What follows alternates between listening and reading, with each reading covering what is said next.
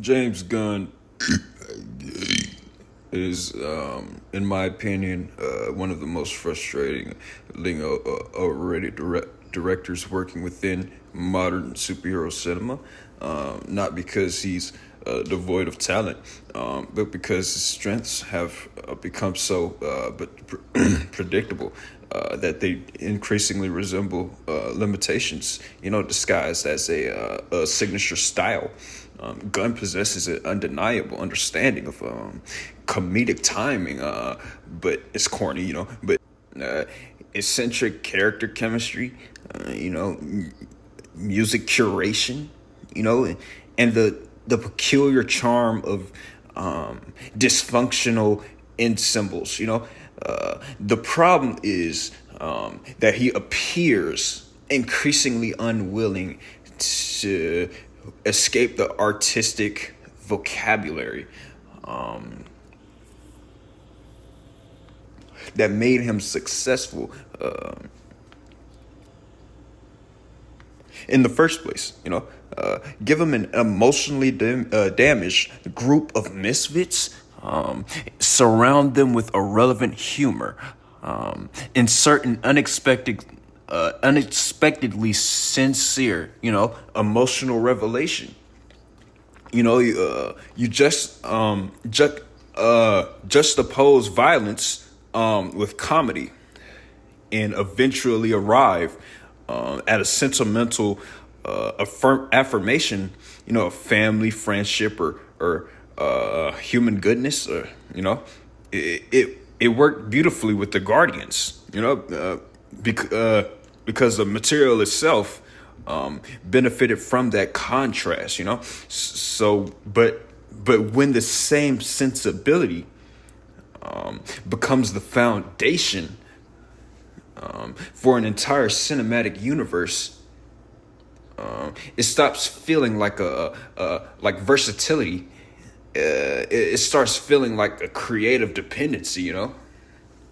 It's like that is particularly concerning with DC because DC possesses one of the richest mythological identities in popular culture, precisely because of characters don't really require the same tonal treatment. Superman, Batman, Wonder Trash, and Green Lantern, the New Gods, Swamp Thing, Constantine. These corny characters like Mister Miracle, and dozens of other cornball properties. It's like that can inhabit radically different cinematic languages. Yet Gunn's greatest artistic temptation is to make the universe feel unmistakably like a James Gunn production. That there's an enormous difference between building a universe around the characters and building a universe around the filmmaker's personality. You know, you know, uh, the former allows DC to become expansive. The latter, risks turning DC into a collection of characters filtered through the same creative lens. His humor is perhaps the corniest, clearest example. Gunn is exceptionally comfortable using absurdity to puncture dramatic tension. But comedy becomes considerably less effective when the audience can anticipate the mechanism. A strange character says something inappropriate, and an otherwise serious moment is undercut.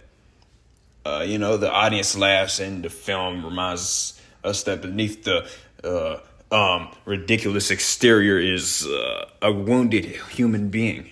Again, there's nothing inherently wrong with this structure. The issue is The issue is repetition. Eventually, the audience stops experiencing the tonal collision organically, and begins recognizing the machinery underneath it. You know what once felt submersive can become formulaic. You know, there's also a peculiar contradiction in Gunn's position at DC. He's not merely another director hired to make one interpretation of a character.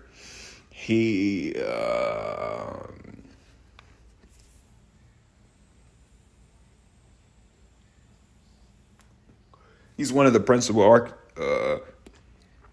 architects of the entire studio's new interconnected universe. Warner Bros. Discovery, appointed Gunn and Peter Safran, or however you say that cornball's name, Saraf. They were appointed to lead DC, and Gunn subsequently wrote and directed Superman, the first feature film of this new shared universe. People liked it, but I don't know. It was just something about it that I can't really explain. It was colorful. It was corny. It was almost gay. It was a little too black. Anyways, it just means his personal creative instincts are no longer confined to a single franchise. They potentially become part of the institutional identity of DC itself. And that's where my criticism becomes considerably more serious. A filmmaker can have an excellent individual style while still being the wrong person to define an entire mythology. I also find Gunn's approach to emotionality transparent. Increasingly, he's very good at making audience care about characters who initially appear ridiculous, but his films sometimes seem almost engineered around the expectation that the audience must eventually cry for them. That the emotional reversal becomes a structural obligation rather than an organic discovery. Characters are introduced as jokes, gradually humanized, traumatized, sorry for using the corny TikTok word, and ultimately redeemed. It's effective, but effectiveness shouldn't be confused with profundity. A predictable emotional mechanism can still make people feel something. Just as a predictable musical chord progression could still sound beautiful. Is that a good analogy? Yeah. And perhaps this is my fundamental objection to Gunn. He's extremely good. He's extremely good at making audiences like things. But I'm not always convinced he's equally interested in making audiences contemplate him. His films can be energetic, funny, affectionate, stylish, and emotionally accessible, while while remaining surprisingly conventional underneath the surface. The irreverence creates the impression of danger.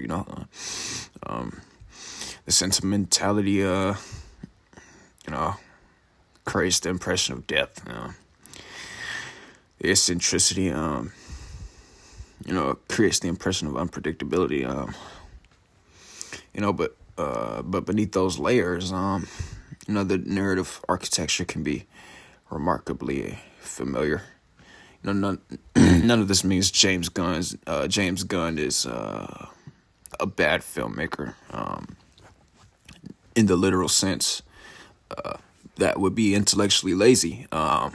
He has demonstrated genuine directorial ability, particularly with ensemble chemistry and tonal manipulation. And DC itself just officially describes his work as possessing a distinctive combination of action, humor, and art. My argument is more specific. I think his particular strengths have been elevated into virtue so universally that his weaknesses are frequently traded as personality. His defenders call repetition, auteurship, tonal inconsistencies, boldness, constant humor is uniqueness, and emotional manipulation is hard. It's all corny. Sometimes those descriptions are justified. Sometimes they're simply generous names for habits. The irony is that Gunn may ultimately succeed at DC precisely because he understands what mainstream audiences respond to. That's also what makes the situation frustrating. If the goal is simply to produce, entertaining superhero entertainment, Gunn is an extremely defensible choice because he's kind of like Marvel. He was on Marvel, but if the ambition is to create a cinematic mythology capable of feeling varied, strange, majestic, all the typical DC themes, philosophical, horrifying, tragic, operatic, as, the DC Comics universe itself. However, I remain skeptical, DC doesn't need every corner of its mythology to sound like James Gunn, It needs filmmakers with radically different artistic identities who are confident enough to make their individual corners feel completely unlike one another. James Gunn's greatest weakness, to end this off, it may paradoxically be his greatest strength. You can always tell when you're watching James Gunn. For a director making one movie, that's an advantage. For a filmmaker, helping define an entire universe, it could become a creative ceiling.